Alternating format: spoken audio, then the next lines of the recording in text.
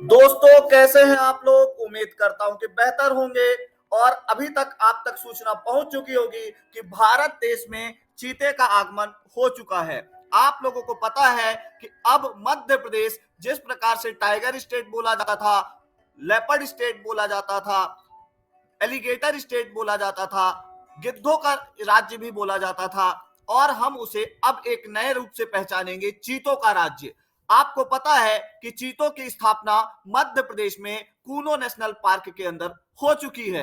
आपको पता है प्रधानमंत्री नरेंद्र मोदी ने 17 सितंबर 2022 के दिन चीतों की स्थापना कूनो नेशनल पार्क के अंदर की।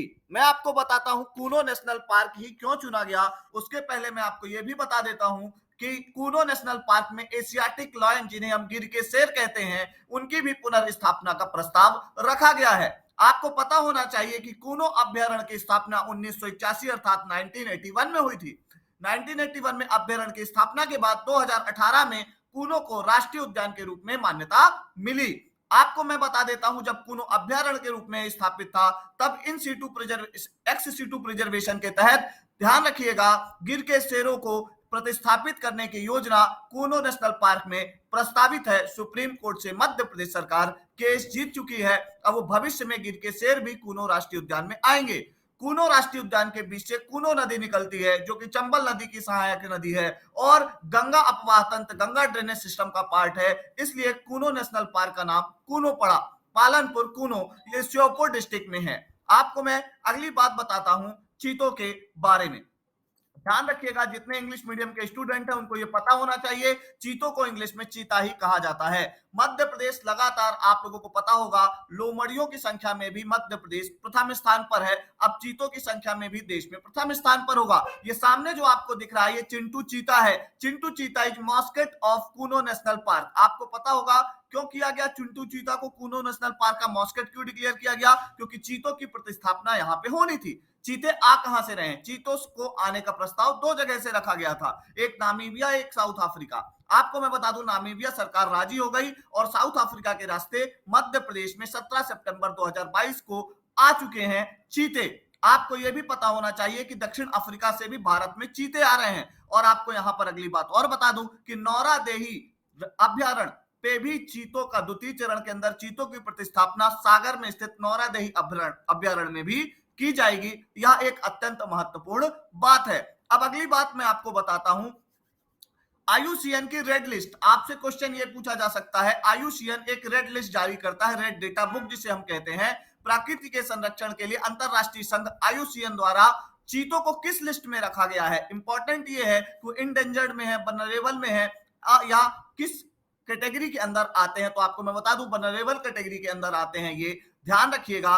और अब जो वैज्ञानिक है वो इन्हें इंडेंजर्ड कैटेगरी के अंदर लाने की बात करते हैं। क्यों? क्योंकि उत्तरी अफ्रीका और एशिया के अंदर धीरे धीरे इनकी संख्या में गिरावट आ रही है, और इनकी संख्या को बढ़ाने के लिए ही हमने चीतों को पुनर्स्थापित करने का प्रस्ताव रखा है। आइए अगली बात करते हैं। अगली बात यह है कि कूनो राष्ट्रीय उद्यान को अफ्रीकी चीतों की पुनर्स्थापना क्यों की जा रही है? तो पहले बता देता हूं, चीता परियोजना के लिए, चीता प्रोजेक्ट के लिए कूनो राष्ट्रीय उद्यान में एकीकृत प्रबंधन में 750 वर्ग किलोमीटर के क्षेत्र के सॉफ्ट रीजनल हेतु चयनित किया गया है। इसके अतिरिक्त 3000 वर्ग किलोमीटर वन क्षेत्र शिवपुरी एवं श्योपुर का चीते के स्वच्छंद विचरण के लिए उपलब्ध कराया गया है। अगली बात करते हैं, इससे क्या प्रभाव बनेगा? मध्य प्रदेश में कूनो राष्ट्रीय उद्यान में अफ्रीका से लाकर चीतों की पुनर्स्थापना कर ली गई है। इस हेतु चीतों के अनुकूल रहवास हेतु घास के मैदान विकसित किए गए हैं। आपको मैं बता देता हूं, चीते और तेंदुओं में एक बहुत बड़ा अंतर यह होता है कि जो चीते होते हैं वो हमेशा कहां रहेंगे? ध्यान रखिएगा, घास के मैदान में। और जो तेंदुए होंगे वो कहां होंगे? गुफाओं के अंदर रहेंगे या बड़े बड़े चट्टानों के पीछे छुपे रहेंगे। ये दो बेसिक अंतर है तेंदुए में और चीते में। चीते को शिकार के लिए शाकाहारी व वन्य प्राणियों की अन्य संरक्षित क्षेत्रों से लाकर कूनो राष्ट्रीय उद्यान में छोड़ा जाएगा। अगली बात करते हैं, चीतों की पुनर्स्थापना से क्या प्रभाव बनेगा? चीते के आने से मध्य प्रदेश में जैव विविधता, बायोडायवर्सिटी और मजबूत होगी। वहीं खाद्य श्रृंखला में एक स्तर और बढ़ जाएगा। आप लोगों को पता होना चाहिए, आप मुझे कमेंट बॉक्स में बताइए, चीता फूड चेन के अंदर कौन सी कैटेगरी में आता है? आपको यह भी पता होगा कि फूड चेन एक में चीता का एक बहुत महत्वपूर्ण स्थान था। आपको पता होना चाहिए कि कूनो को ही क्यों चुना गया, आगे मैं आपको बताऊंगा। और उसमें आपको यह भी बताऊंगा कि इस 70 साल में 1952 के अंदर भारत से चीतों को विलुप्त प्राय घोषित कर दिया गया था, और आज 2022 के अंदर क्या किया गया है, पुनर्स्थापित किया गया है। ये 70 साल का सफर था जो चीते के बिना तय करना पड़ा मध्य प्रदेश एवं पूरे देश को। अगली बात करते हैं, आखिर हमने क्यों चुना कूनो राष्ट्रीय उद्यान को। तो ये बात आपको पता होनी चाहिए कि कूनो राष्ट्रीय उद्यान को हमने इसलिए चुना क्योंकि पहले से भी चीतों के रहने के साक्ष्य कूनो राष्ट्रीय उद्यान में प्राप्त हुए हैं, और उनकी अनुकूलन अवस्था नामीबिया के अनुकूलन अवस्था से काफी कुछ मैच करती है। अगली बात करते हैं, एक समय कूनो चीतों का घर था। कूनो राष्ट्रीय उद्यान के आसपास कोई गांव नहीं है, और यहाँ चीतों के शिकार के लिए अच्छी व्यवस्था है। और आपको ये पता होगा कि विंध्याचल पर्वत श्रेणी के उत्तरी भाग में, अगर मैं कहूं उत्तर पश्चिमी भाग में, हमारा क्या है, कूनो अभ्यारण्य या कूनो राष्ट्रीय उद्यान स्थित है, तो गलत नहीं होगा। अगली बात करते हैं कुछ अन्य महत्वपूर्ण तथ्यों के साथ। नामीबिया से चीतों को भारत लाने के लिए विमान की विशेष रूप से तैयार किया गया था। इसमें चीते की खूबसूरत पेंटिंग की गई है जो आपको फोटो में दिख रही है, और 118 फ्लैग नंबर दिया गया था फ्लाइट को। कंपनी दुनिया में पहली बार चीतों को शिफ्ट करने के लिए फ्लाइट का संचालन कर रही है, और ये फ्लाइट के लिए भी एक क्या है, ऐतिहासिक पल था। अब आते हैं चीतों की विशेषता के अंदर।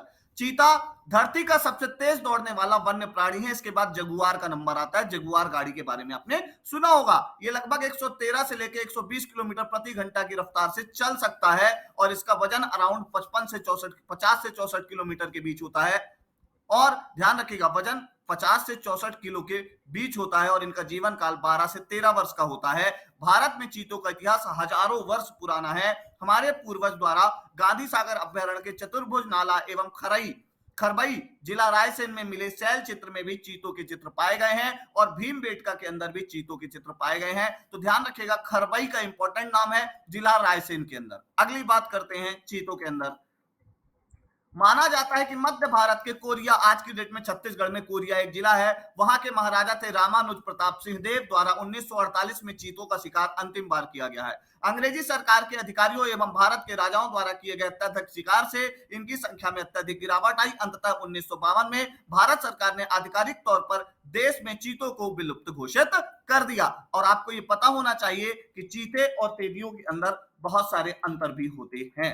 आप लोगों को चीते और तेंदुए का अंतर पता होना चाहिए। आपको मैं यहीं पर एक बात और बता देता हूं, चीते हमारी खाद्य श्रृंखला का महत्वपूर्ण अंग है ही, जैव विविधता को भी बढ़ाएंगे। और साथ में मैं आपको यह भी बता देता हूं कि ये पुनः इनका पहले से आवास कूनो राष्ट्रीय अभ्यारण्य या राष्ट्रीय उद्यान रहा है, और उसके बाद हमने क्या किसकी पुनर्स्थापना की है, ध्यान रखिएगा, चीतों की फिर से, मतलब उनको उनके घर में वापसी की है, घर वापसी हुई है इनकी, ये बात आपको पता होना चाहिए।